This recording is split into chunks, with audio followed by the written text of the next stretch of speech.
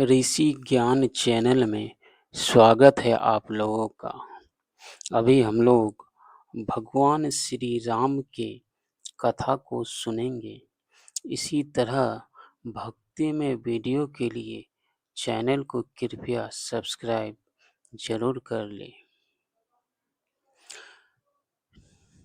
जो जीवन में संत का आदर नहीं करेंगे, संत वचनों का आदर नहीं करेंगे, भगवान के वचनों का आदर नहीं करेंगे।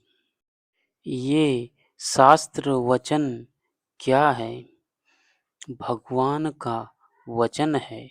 शास्त्र में भगवान का वचन है और जो प्रत्यक्ष रूप में वचन निकलता है वह संत का वचन है। जो संत भगवंत के वचनों का आदर नहीं करता है उनको कभी शांति नहीं मिलती है। वह सदैव चिंता की आग में जलता रहता है। सती जी बहुत चिंतित है। शिव जी की समाधि खुली। राम राम कहते हुए आँखों को खोलते हैं। राम राम शिव सुमिरन लागे, जानी सती जगतपति जागे।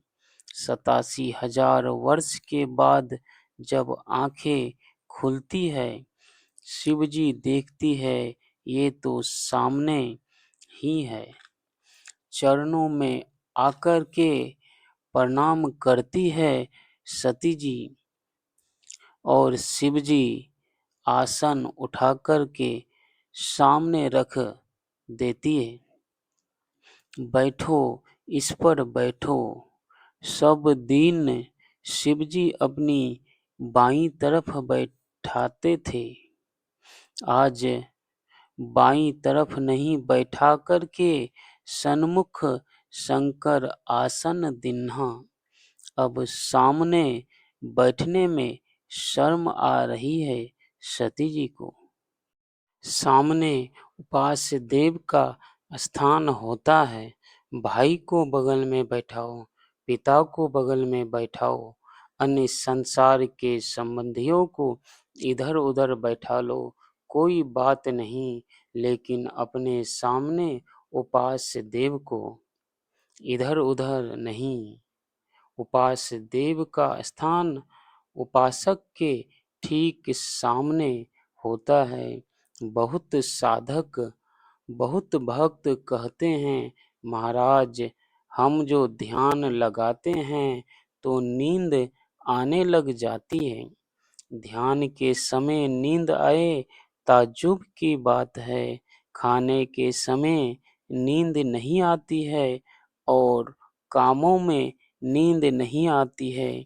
और ध्यान की जब बात होती है, सत्संग की जब बात होती है, महाराज बड़ी नींद आती है। भक्त को, साधक को भजन काल में नींद क्यों आती है? वह सामने उपास्य देव को नहीं रख पाते हैं। वह किसी और के चिंतन में लग जाते हैं। इधर उधर के चिंतन में लग जाते हैं। इधर उधर के चिंतन में जो लग जाए, इसीलिए उसका ध्यान इधर उधर हो जाता है।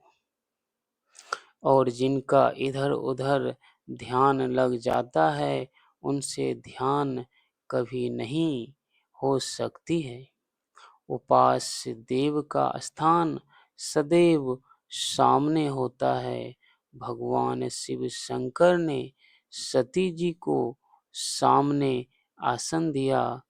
तुमने उपास्य देव का रूप धारण किया है, अब तुम्हारा स्थान सामने है। सदैव साधक को अपने उपास्य देव को सामने रखना चाहिए। ये शिक्षा दी है भगवान शिव शंकर ने। सामने आसन दिया और फिर कथा सुनाने लग गए।